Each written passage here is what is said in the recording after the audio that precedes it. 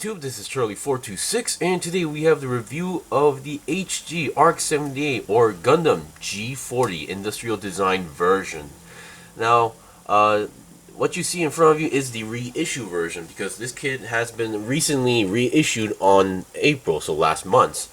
Why it took me so long to review this kit is number one because of my job. I was like away for like a week, so I had no time to build it. Number two, there were a lot of stuff going on with my life. So, and when it first came out I believe was on January or something like that, and that was the time where my channel got hacked. So I had no control over my channel, which was stolen from me. So I was not able to review it, and I was so depressed to the point where I did not even go buy this kit.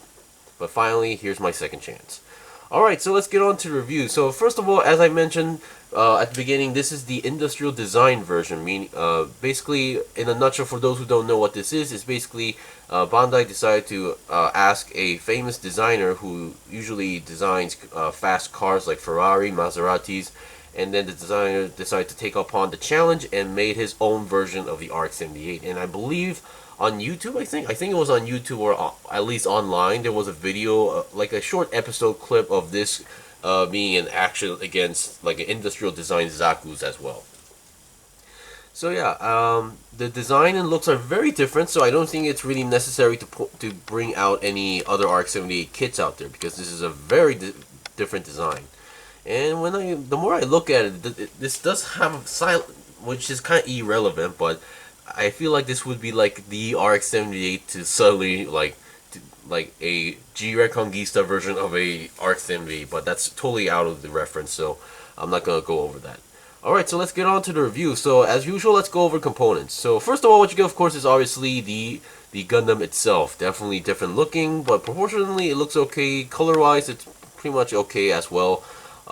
There's definitely a lot of different styles and design aspects that they decide to go with, especially like if you look at the backpack, the beam sabers are now not on top, but actually on the bottom now. So yeah. And hand wise, for now I gave it the multi-purpose hands for left and right. Other hands you pretty much get let's see, for the right hand you have total 3 hands, including the multi-purpose hand. So number 1 was the multi-purpose hand, number 2 is a fully open hand for posing, and number 3 is the trigger finger for the beam rifle. You're pretty much going to be using the trigger finger for the beam rifle only, so I decided to save some time and attach it to the gun right away. And then for the left hand, other than the multi-purpose hand, you only have 2, in total 2, so the multi-purpose hand and the fully open hand, which means we have a leftover piece for the wrist part right over here. So that is the only leftover part you get for this kit. Other than that, we get a shield. Definitely, once again, definitely a different design. We don't even see the Federation cross anymore. And then 2 beam saber effect parts, because we have 2 beam saber hilts on the backpack. So yeah, I'm gonna put these away for now. And obviously this kit does have stickers. Number 1 are the eyes. So for the eyes, you get 2 options. Number 1 is that you have the red eyes, because that was actually seen, that was the version that was shown in the animation. Number 2 is your typical or the traditional yellow eyes, so that's your choice. And number 3, this sticker is the one that goes on top of the head, which actually works as another camera for the head. And number 4 is the typical Federation symbol that goes onto the crotch, which I did not use, and decided to just use a gold Gundam marker to color the V symbol.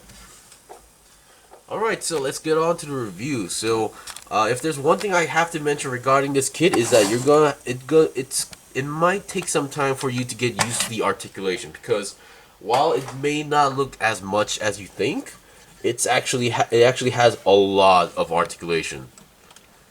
So yeah, let's start with the head as usual. So here we have the head. Definitely, you can definitely still see or find the RX 78 traditional look onto it, but in a different style. So as I mentioned, the eyes are red. I just used the red stickers. The chin, these black sections, the chin sections, the red sections you see on the faceplate, those are all color separated pieces, even the Vulcans. So very well done. And here's that long sticker that I was talking about, which also works as a camera. Definitely with these kind of designs, I think the Industrial Design version is actually like the perfect name for this version. So I am actually loving the looks of this kit to the point where I wouldn't mind seeing a master grade in the future if they ever do so. Okay, so let's start with the head articulation. So head goes down that much, up that much. As you can see, this thing does not have any polycaps. Everything is pure plastic. So the joints on this kit may look very different. You can see the neck joint. You can see the inside neck part is actually moving up and down like that. So keep that in mind. And 360 twist shouldn't be a big problem at all. And that's pretty much it for the head. So before I go on to the arms or body, let's look at the backpack, because the backpack is definitely one of the more different designs that compared to the original. So the beam sabers are now facing down, but what this works is that you can also flip it up like that. So that's also pretty well. So if you're not used to this design, you can always pull it back up so you're more used to it. And the beam saber, the way how they connect are with the small pegs right over here. Come on. So be careful not to actually bend it, or you're going to break the peg and you're pretty much not going to be able to use that peg anymore. I'm going to leave one out, and then here we have these thrusters going on here that can move out entirely like that. So once again, very different design. And then we have these thrusters that are on the bottom can also move a little bit more on their own if you want to do so, like that. So very well done. I actually do like this backpack design. Okay, now let's look at the arms. Now the arms they have some weird or interesting articulation. So first of all, we have the basics. Number one, the main connecting part of the shoulder can go 360 because it's on a ball joint. And then we can go to the side or more than 90 degrees like that, so that's no big problem as well. And then on the lower arm, we still have your 360 twist as well. Now this part of the armor kind of moves on its own, so just be aware of that part. And then finally we have, well, not finally, but we have I can't really say if this is supposed to be considered as a double jointed bend because the way how this thing is designed, but still we get this amount of bend. And then here's a hole that's meant for a shield peg. And then let's see, the hands are your typical ball jointed hands, but definitely different design because we have an extra wrist movement going on here as well. And we don't have any hand guards. I believe only because the way how these hands work is that you get two pieces and you snap them together. While this one is that you get an open hand and then you actually get a separate hand guard to attach it. So yeah. And then as you can see, we have an extra arm movement right over here on the lower arm. So it doesn't really rotate 360 as far as I know, but this actually does give extra movement, which actually is helpful for certain poses. And then let's see, yeah, as you can see, the shoulders can move up and down like that on its own. And then, but because of that, the ball joint is not too wide movement for going front and back, but still a little bit is better than nothing. Alright, so that's pretty much it for the arms as far as I can tell. Now the body. It may feel a little bit too wobbly, or just a lot of stuff are going on because they use multiple ball joints on the inside the body. So I'm not sure if I can show you guys this, but you can see there's multiple joints going on here. So there's a ball joint that's a middle ball joint here that connects two ball joints on the side, in which those two actually connect to the top section right over here, which allows this to do this crazy amount of movement. So forward and backward, you can pull it up and you can bend it backwards or forwards going on here. So make sure you still get the red part that goes under the top section right over here to make it look, at least clean enough. But despite that, we can still almost go 360, but I wouldn't say we could almost, because if it weren't for the design here, because this is actually below these pieces, so which is why there are some hindering parts. But yeah, we still have a decent movement for left and right, so no big deal at all. So ab crunch is there, it's there. So you have a lot of movement, even side by side movement. So definitely a lot of articulation. So I can definitely see while it's they went for the industrial look, but at the same time they wanted to make it look more, I don't know, maybe humanish, or make the movement more smooth. So that's what I'm thinking. Now when this kit was actually announced and shown, a lot of people were kind of discouraged by the fact that the front skirt, back skirt, and the side skirt does not move. These are all static. They don't move at all.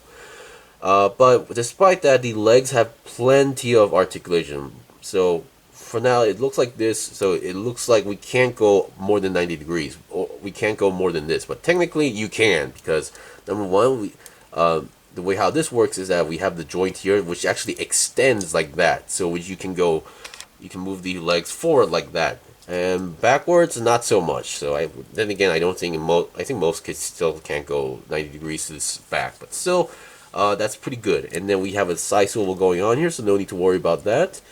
And then bending wise, we have a nice double jointed bend going on here, or kind of. It's really hard to explain because if you build it, you can see like these joints are very odd. But we still have a nice bend, and every yellow part you see is all color separated pieces. Only the V symbol right over there is I colored it in. But then again, I think I may have scratched off the paint a little bit. And then going to the side, not so much. That I will admit, because once again, the side skirt is blocking away, and yeah, this thing does have some limitations. But still, you can move the leg outside as well, and move the entire leg hinge right over here outside as well. You can pull out the butt right over here as well. And your feet, once again, no polycap, so this thing is actually connected to a peg. So, and it's a very stiff peg, so I don't think there is a proper pivot joint, or I could be wrong, because actually there is a little bit pivot, but not as much as you think. Or it could be like one of those revoltic joints where you have to spin it in a specific angle, so keep that in mind. And the feet, while the feet are flat, you can also extend, I think it's the front part, yeah, you can extend the front part to have a triple, so you have a more wide range of movement going on the feet as well. Or you can just close it up and yeah, have less movement as well. And we have these armor parts on the feet that actually flaps around from time to time. And on the back, I believe we have another flap right over here, which I think it's stuck on the feet, I believe, yeah. So here we should have another flap here. Yeah, there we go. We move around. Alright, so we've seen the basics of the kit. Now I'll be right back with the equipment, because once again, the posability does offer a lot of playability as well. Okay, I'm back with the first set of equipment slash pose. So currently I'm doing the taking out the beam saber out from the backpack pose. As you can see, it has no problem doing the kneeling pose despite even not having front skirts or back skirt that doesn't move at all. Definitely at first I had some trouble balancing the kit out, but the more I use it, the more I get used to the new type of articulation that this kit provides. Now before I go over some extra details, number one, the reissued version does give out the design booklet, so no need to worry about that. I just wanted to mention that as well. Number two, if there's something I forgot to mention on the first part, is that as you can see, there's no action-based connecting hole there, so you're gonna have to use one of those extra, holsters that allows figures or kits that doesn't have any extra articulation, or use one of these claws from a Tamashii Nation's action stand, whatever they call it these days. Alright, so currently, as you can see, just to remove the risk of breaking the peg, I did not, plug it in fully. So currently, it has no problem doing all these poses as well, despite not having that. Of course, the only issue that one might have, or problem, would be that these gaps that you can see. So that is one tricky part. And once again, if you have the beam saber on the hand, it holds the beam saber very well, despite how the hand structure works, because you have to do the annoying separate the hand and attach it on certain items or equipment. But at least for the beam saber, you can just plug it in and it will have a very firm grip, so no need to worry about it dropping or falling off the hand. Let me just plug the beam saber effect part right in, if I can aim it properly. There we go. We have the beam saber here and it doesn't really fall off. Now one thing I should mention is the shield. The shield is, other than the design, I do like this new design, is the way how it works. So number one, they make you hold the handle right over here and then plug the peg onto the arm, so which is fine. So I just wanted to talk about the shield. So we have the handle that moves up and down here, and then we have this peg which actually which allows us to connect to the arm. But if you can also attach this to the back by flipping it to the other side like that, and then you can attach the shield to the backpack right over there. And since it is on a peg, you can kind of move the location if you want to do so. So that's fine. The only thing that I find a little bit odd, is that, why do I keep dropping? Okay, the only thing that I kind of find odd is this part, this handle looking part. Come on, this handle looking part actually moves, but the peg is blocking it. So I'm not really sure what this is meant for. The only guess is that is to, if you want to hold the shield in a more straight looking, line like this is the handle you use. But if you, in order to do that, you're going to need to take off that peg as well. So that's the only part I kind of find odd regarding the shield. Even the manual doesn't really mention about this handle as well. So yeah. Alright, so I'll be right back with the second equipment. Okay, here we have the last equipment slash pose. So I'm doing the typical double hand pose with the beam rifle. And yeah, this is one of those few kits that I had zero issues doing this pose as well. So you can see you can do the double hand pose with no problem at all. You can even hold the second handle if you want to do so. Granted, this handle does require you to do the, separate the hand and stuff, but you can still force it to go in. So with the, So with the new beam rifle, it still has the basic design where you can move the front handle as well. And I believe there should be another extra movement point right over here where you can bend the front part like that if you want to do so. And the scope is actually a separate piece, so that's actually not a sticker, and you can move the scope all around. And yeah, despite having a different look and design, we can still tell it is the RX-78's beam rifle right over here. And that's pretty much it for the review. So as I mentioned, definitely a different look and design being the industrial version, but I actually really like it. It has a lot of articulation, which provides a lot of play value as well. So if you're interested, try getting these, because I believe they have reissued this, so I believe some stores should still have it. And these are one of those kits that don't really get reissued that easily, so maybe just for the sake of getting one might be safe as well. Anyway, thanks for watching the review. This was the review of the Gundam G40 Industrial Design version. If you guys got any questions or requests, leave a comment below. I still have more stuff to buy and build and make reviews out, so please stay tuned. Until then, see you guys next time!